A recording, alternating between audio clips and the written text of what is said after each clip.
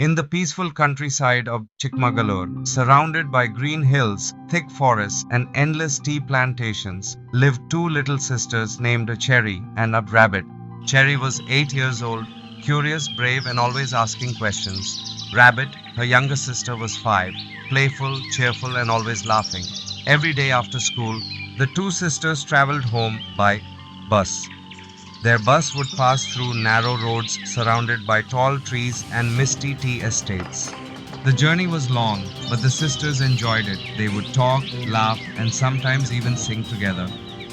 After getting down from the bus, they had to walk through a quiet forest path to reach home. One evening, while walking along that path, the girls noticed an old lady standing near the trees.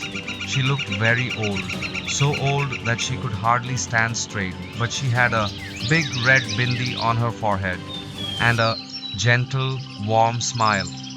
The old lady simply looked at the girls and smiled. Cherry and Rabbit smiled back shyly and walked home. The next day, she was there again, standing at the same place, watching them quietly, smiling. Soon it became a routine. Every evening, the old lady would stand near the forest path and greet the girls with the same kind smile. That night during dinner, Cherry and Rabbit excitedly told their mother about the old lady. Amma, pisambat pavam te pao. There is a sweet grandma near the forest road, they said. Their mother listened carefully, but something felt strange. She had never seen any old woman living near that forest. A few days later, their mother returned from the market with the girls on the same bus. When they reached the stop, the girls quickly pointed toward the forest. Amma, that's where she stands every day. But when the mother looked carefully, there was no one there. Only tall trees, cold wind moving through the leaves, and complete silence. Later that night, the mother asked an elderly neighbor about the place. The neighbor's face suddenly became serious. She said, "Many years ago, an old tea plantation worker used to wait near that road.